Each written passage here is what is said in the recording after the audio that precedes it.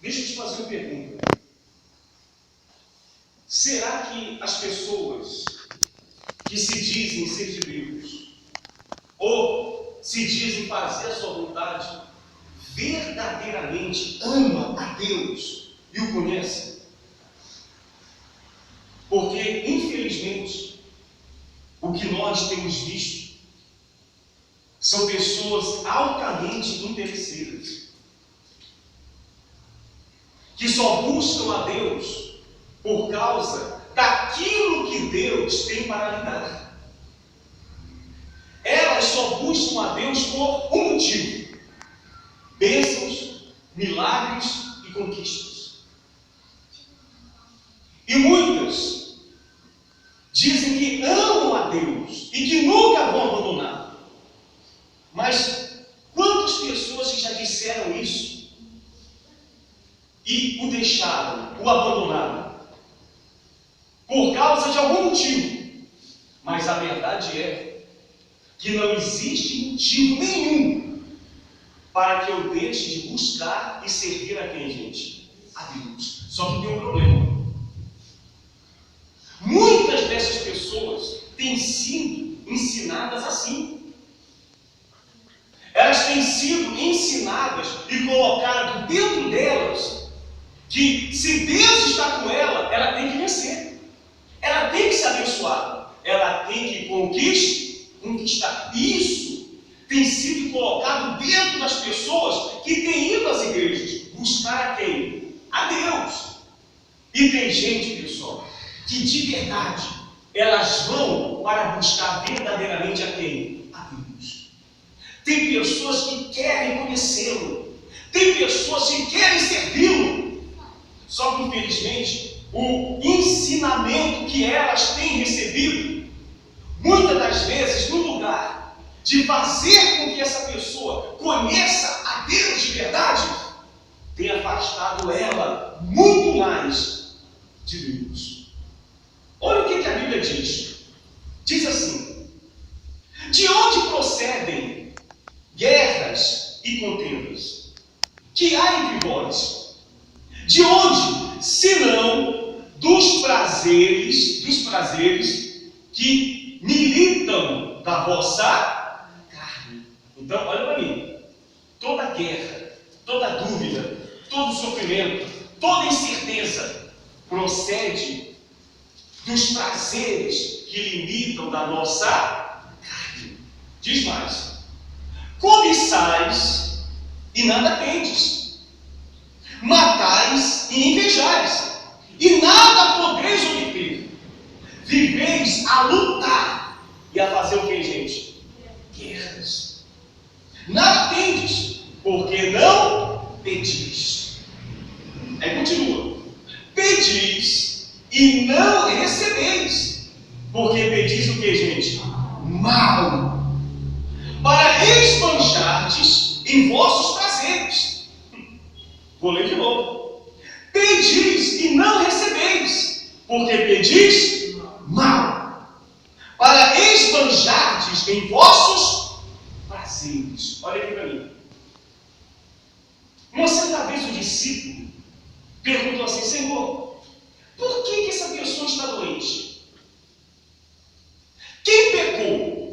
Foi ele ou os seus pais? Jesus disse assim: olha, nem ele pecou e nem os seus pais. A sua doença não é por causa do seu pecado e nem por causa do pecado dos seus pais, mas ele está doente para a glória de quem? De Deus. Por que Jesus disse isso? Porque ele mesmo iria curar aquela pessoa. Olha aqui para mim. Ele mesmo iria o que, gente? Curar aquela pessoa.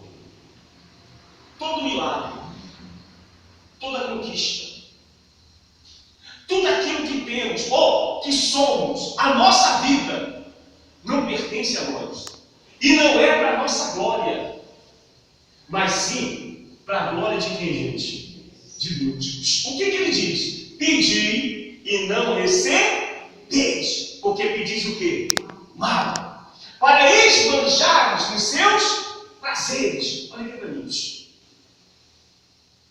As pessoas, elas querem vitórias para mostrar para todo mundo quem ela é. Não para glorificar a quem, gente? A Deus.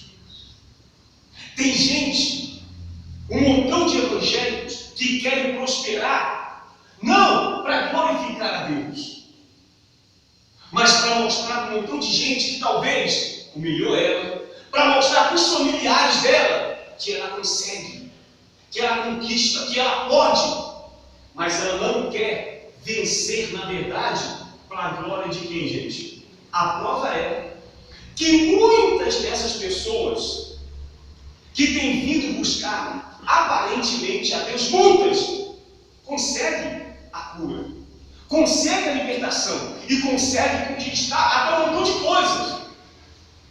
Mas muitas dessas pessoas não permanecem buscando a quem? A Deus. Eu já vi gente dar até um voto para a igreja. E hoje não está mais na igreja. Porque as pessoas, infelizmente, são ensinadas este caminho. Você tem que vencer. Se Deus está contigo, você não pode ser dessa vida. Você tem que prosperar. Você tem que ser rico. Você tem que ter. Mas as pessoas não são ensinadas a se converter de verdade. E é impossível eu ver a Deus, como diz a Bíblia, se eu não nascer o que, gente? De novo. As pessoas, a verdade é uma só, tem que se converter. Porque nada do que elas conquistem aqui neste mundo garantem a sua salvação.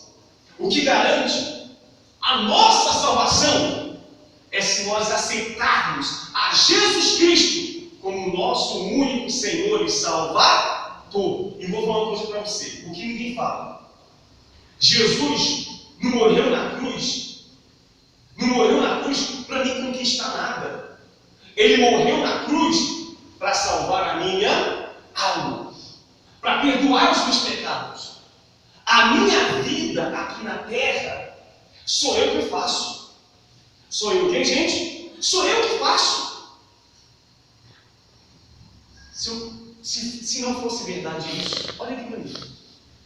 Se a bênção de Deus, se a riqueza, a prosperidade fosse só para os evangélicos, não teria incrédulos ricos. Verdade ou mentira?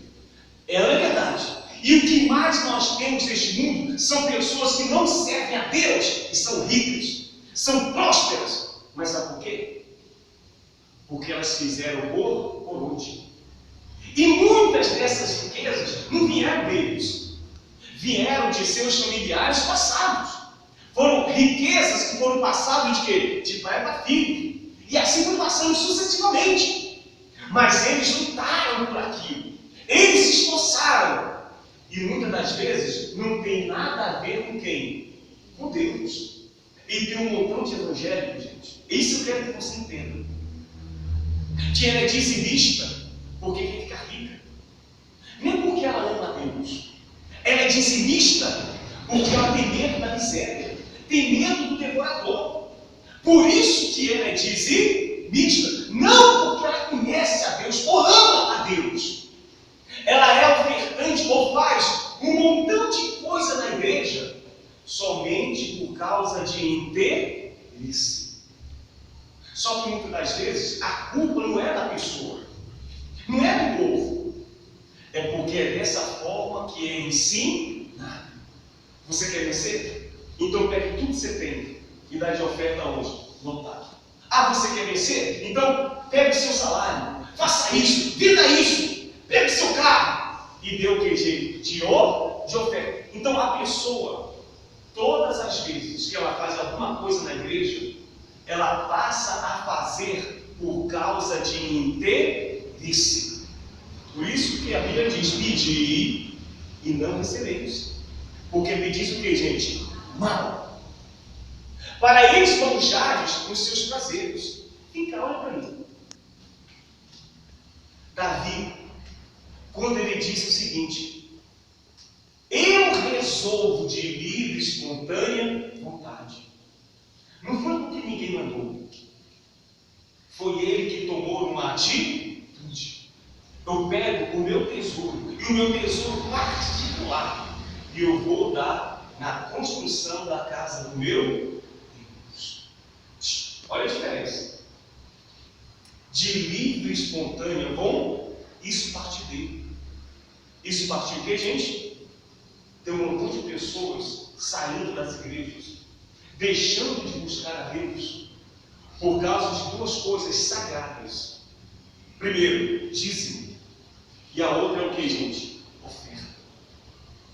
Os dízimos e as ofertas é o sangue, é o suor do povo que tem vindo à igreja buscar a quem? Deus. E infelizmente, os líderes religiosos, vamos falar bem claro, os pastores têm usado os dízimos e as ofertas do povo para finalidades que não tem nada a ver com Deus. É para cumprir as metas da igreja, porque eles têm metas de dízimos e ofertas. É para fazer um montão de coisas para crescer na igreja, para ter um carro melhor, para ter uma casa melhor, para ter um salário melhor, mas não tem nada a ver com as coisas de quem, gente? De Deus. Está dando para entender o que eu estou falando? Sendo que, quando eu entendo que eu tenho que ser dizimista, não por causa de prosperidade, ou porque eu estou com medo do devorador, mas porque realmente me convirto. E eu faço isso de toda a minha alma e de todo o meu coração. Eu sei que eu tenho que ser ofertante, eu tenho que dar minha oferta, não esperando receber alguma coisa em troca. Porque as pessoas estão querendo fazer da casa de Deus uma moeda de troca. Ó Senhor, eu estou te dando isso, mas eu quero isso. Tanto é que tem um montão de gente que fala assim: se o Senhor não me abençoar, eu saio daí, igreja. Se o Senhor não me der isso, eu não venho mais. Se não acontecer isso na minha vida, eu não te busco mais. E é exatamente isso que tem acontecido, gente. As pessoas têm se afastado por causa de duas coisas que são santas. O seu dízimo vem através do seu trabalho, do seu suor. Verdade ou mentira? Sim ou não? A oferta que você dá na igreja vem da sua luta. Você acorda de madrugada, você vai à luta. É do teu suor, é santo. Isso vem de dentro de você. E você faz isso por quê? Por que você faz isso? Porque você ama quem? A Deus. Está dando para você me entender? Você sabe que o seu dízimo sustenta a igreja. Você sabe que a sua oferta sustenta a igreja. Quando você é dizimista e ofertante, você está fazendo isso, primeiramente, por causa da tua vida. Segundo, por causa da sua família. Terceiro, por causa daqueles que estão lá fora, que ainda não conhecem a quem? A Deus. Agora, olha a diferença. Quando a pessoa faz porque verdadeiramente ama, porque verdadeiramente conhece a quem? A Deus. Abra a tua Bíblia, por favor. No livro de Lucas. Olha a diferença, hein? Lucas capítulo 6. Eu passei 20 anos da minha vida ouvindo essas palavras.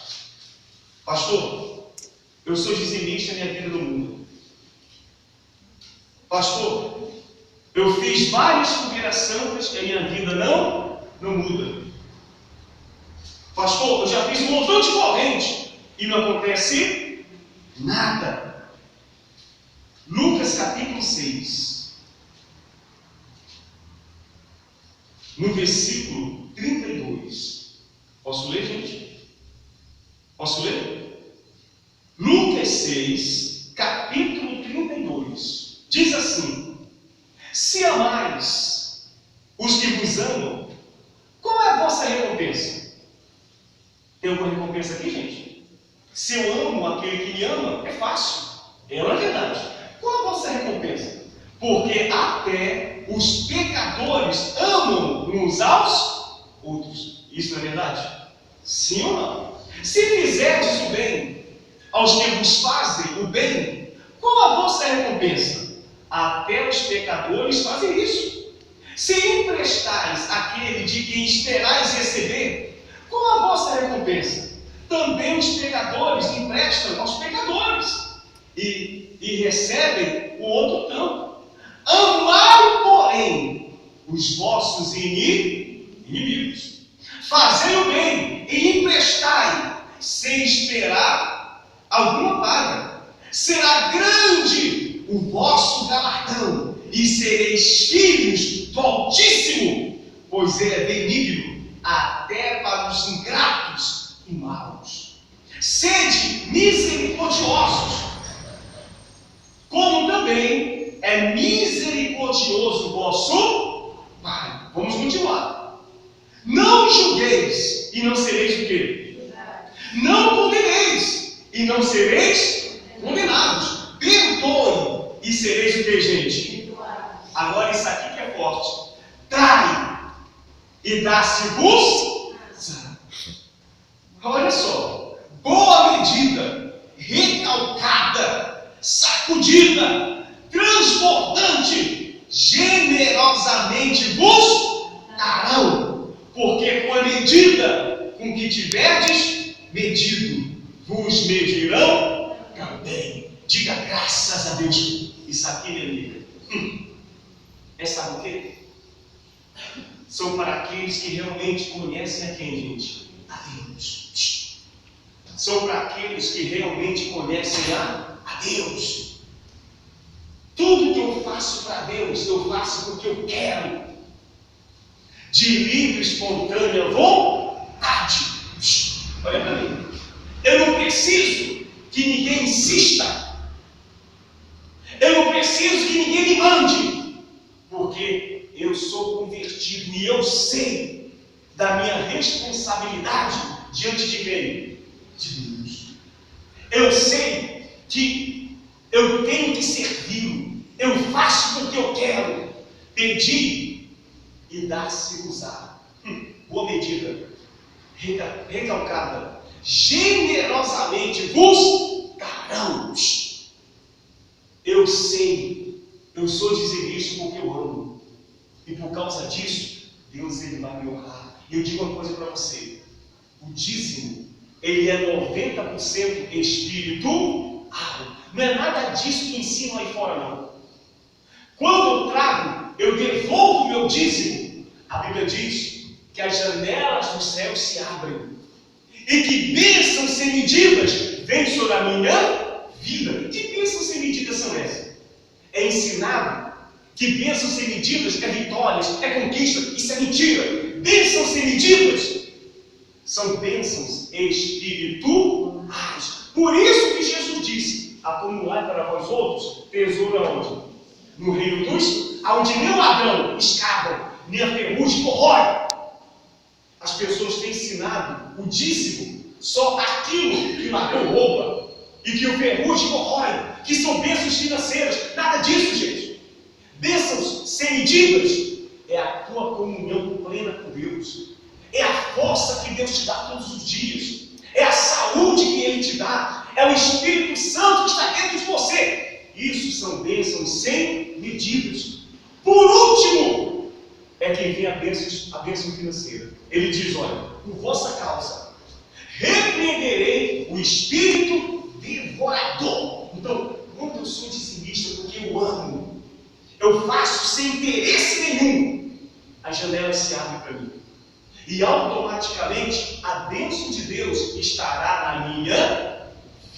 Deu para você entender, gente? Está dando para você entender aqui? Agora eu vou ler de novo para você. Vamos ler todo mundo. Diz assim, versículo 38.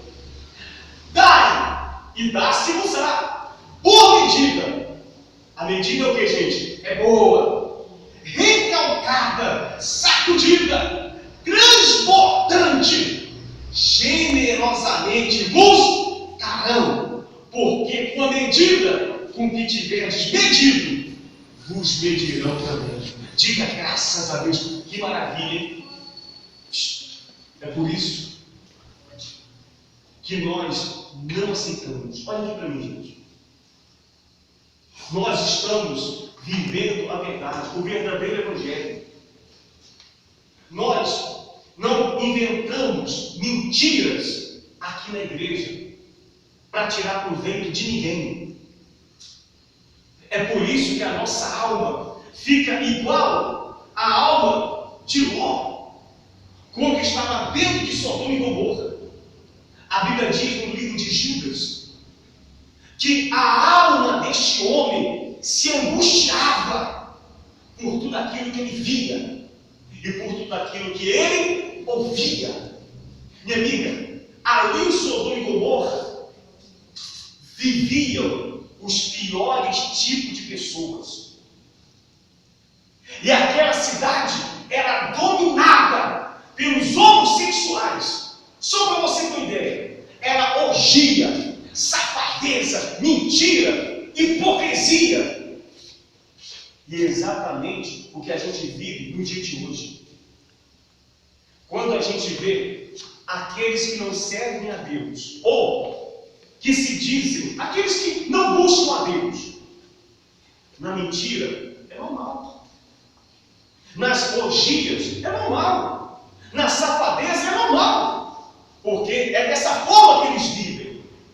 Mas quando a gente vê tudo isso entrando dentro das igrejas, envolvendo o povo de Deus, minha amiga, é isso que nós não podemos aceitar. Está dando para você entender o que eu estou falando? É isso que a gente não pode aceitar. Ver as pessoas serem enganadas, iludidas, e sendo passado para elas um evangelho que não é nada daquilo que o Senhor Jesus ensinou. Leia a Bíblia, gente. Mas sabe por que as pessoas são enganadas? Porque elas não conhecem a verdade. E Oséias fala isso. O meu povo está sendo destruído porque lhe falta o quê? Conhecimento. E Jesus completou: conhecereis a verdade, e a verdade vos libertará. A verdade é o seguinte: as pessoas têm sido escravas de homens egoístas, escravas de homens avarentos, que têm usado o povo, que tem buscado a Deus para satisfazer os seus próprios interesses e desejos, e não para satisfazer a necessidade do povo que tem buscado a quem, gente? A Deus. E o pior, olha aqui para mim, assim como eles são, o povo está passando assim. Você está me ouvindo o que eu estou te falando? Da mesma forma que eles são avarentos. Sabe por que é pregado só prosperidade? Porque é isso que eles querem, prosperidade. Sabe por que é pregado só vitórias? Porque é isso que eles querem, só vitórias, só conquistam. E você pode ver, eles conquistam, e o povo continua onde? Na miséria, morando na favela, com a vida destruída. Eles prosperam, e o povo continua na mesma situação.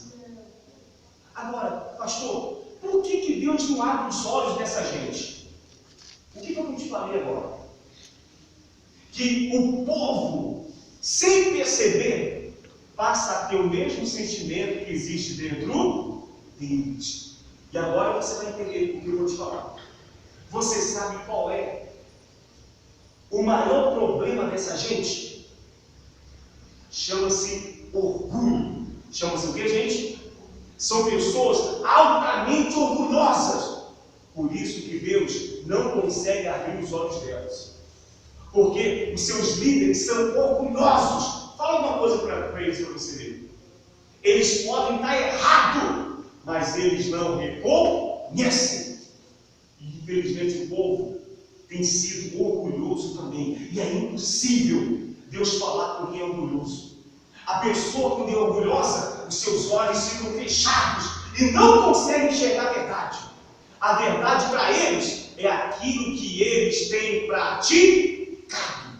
Está dando para você me entender, gente? Só que o apóstolo Paulo, ele diz o seguinte: não existe outro evangelho. Não existe o que, gente? Não existe outro. O evangelho que existe é este que temos pregado para você. É este que o Senhor Jesus pregou. É este que os apóstolos pregaram. Leiam a Bíblia. Leiam os evangelhos. Vê o que o Jesus disse.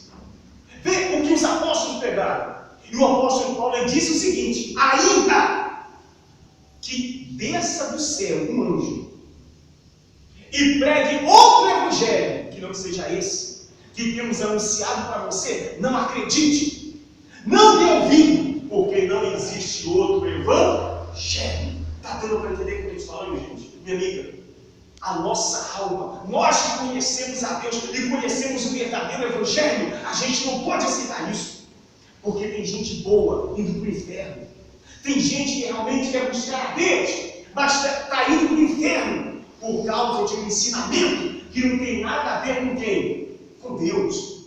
Está dando para entender o que eu estou te falando, gente? A nossa alma justa, a nossa justiça que existe dentro de nós, não podemos aceitar isso. Agora, olha o que a Bíblia ela diz. Abra sua Bíblia, por favor, no livro de Jó. Vamos falar sobre isso. Jó capítulo 1. Agora você vai ver que as pessoas vivem uma mentira, uma ilusão, uma fantasia. Jó capítulo 1, no versículo 6. Jó capítulo 1, no versículo 6. Amém. As pessoas pensam que porque põe o diabo de joelho, põe de pé, põe de joelho, põe de pé, põe de joelho, eles têm poder sobre o diabo. Elas pensam que entende alguma coisa do diabo. Ou, porque às vezes, de vez em quando, fala sobre a salvação, acham que entende alguma coisa de salvação. Por que aqui? O que nós pregamos é de salvação. Porque nós estamos salvos. Nós buscamos a salvação. Porque o que nós falamos é de comunhão com Deus. Porque nós temos comunhão com Deus. E a pessoa, ela só pode dar aquilo que tem. Está dando para você entender? Acabou, é simples. Agora, olha o que a Bíblia diz. Minha amiga, Deus está procurando pessoas assim. Diz assim: no dia em que os filhos de Deus vieram apresentar-se perante o Senhor, veio também Satanás entre eles. O diabo estava entre eles. Então, perguntou o Senhor a Satanás: de onde vens, Satanás?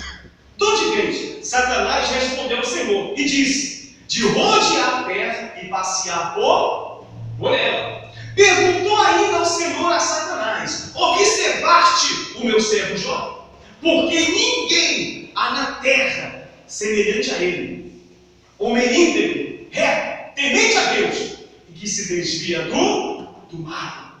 Então respondeu Satanás ao Senhor: porventura Jó de balde teme a Deus? Muitas palavras. Será que é verdade mesmo? Será que Jó te ama de verdade? Será que ele te teme? Será que ele te serve de verdade? Acaso não cercaste como sábio a ele, a sua casa e a tudo quanto tem? Em outras palavras, o Senhor não tem guardado ele? Não tem abençoado? O diabo quis dizer o seguinte: Jó te serve por causa de tudo que o Senhor tem feito na vida dele. Olha só, diz assim: ora, a obra de suas mãos abençoaste, e os seus bens multiplicaram na terra. Estende, porém, a mão e toca-me em tudo quanto tenho, e verás se não blasfema contra ti na tua face. Minha amiga, olha aqui para mim. Olha o que o diabo disse. Sabe por que ele te serve? Porque ele tem tudo. O Senhor abençoa toda a obra da mão dele. O Senhor cerca toda a família. O Senhor multiplicou todos os bens que ele teve na terra. Olha o que Deus disse. Disse o Senhor a Satanás: eis que tudo quanto ele tem está em teu poder. Somente contra ele não estende a mão. O que foi o que Deus disse, gente? A resposta de Deus foi imediata. Olha aqui para mim. Você vê que uma ação requer uma reação. O diabo apareceu diante de Deus. Deus, opa, de onde veio? De rodear a terra e passar por ela. Aí você observou meu servo Jó? Ele é íntegro, reto, tendente a Deus e se desvia em outras palavras. Ele faz plenamente a minha vontade. Na mesma hora, Satanás, ele reagiu. Sabe por que ele é assim, Senhor? Você vê que o diabo chama Deus de quê, gente? É brincadeira, hein? E tem tanta gente orgulhosa que não se dobra diante de quem? De Deus. Até o diabo, ser o diabo, chama Deus de quê, gente? Senhor. Senhor. Sabe por que ele é assim? Porque o Senhor abençoa a família dele, prospera ele, por isso que ele te abençoa. Agora, tira o que ele tem, para ver se ele não blasfema na tua face. O que foi que Deus disse? Na mesma hora, Deus me reagiu. Pode tocar em tudo que ele tem, só não toca na vida dele. Gente, isso aqui foi um desafio com quem? Com Deus. Foi ou não foi? Só que Deus confiava tanto naquele homem que disse: pode ir. Será que Deus pode confiar na gente isso? E pessoal, será que nós estamos aqui só por aquilo que Deus tem para dar para a gente? Ou porque verdadeiramente nós amamos? Será que nós somos igual Jó? Ou somos igual essa multidão que tem fora, que tem procurado a Deus só para encontrar vitórias? Será que Deus pode confiar em você? Agora, olha o que aconteceu. Vamos ler. Olha o que aconteceu, hein? Sucedeu um dia, quer dizer, o diabo saiu na hora. Diz assim, e Satanás saiu da presença do Senhor. Na hora, diz assim: sucedeu um dia em que seus filhos e suas filhas comiam e bebiam vinho na casa do irmão primogênito, que veio o mensageiro a Jó e lhe disse: os bois lavravam e as jumentas passeavam junto a eles. De repente, deram sobre elas e os levaram e mataram os seus servos a fio de espada. Só eu escapei para trazer a boa nova. Falava este ainda, quando veio outro, disse: fogo de Deus caiu do céu e queimou as ovelhas e os servos e os consumiu. Só eu escapei para trazer a nova. Você vê que na hora que o diabo saiu da presença de Deus, a desgraça começou a acontecer na vida daquele homem. Continua. Falava este ainda, você vê que foi um atrás do outro.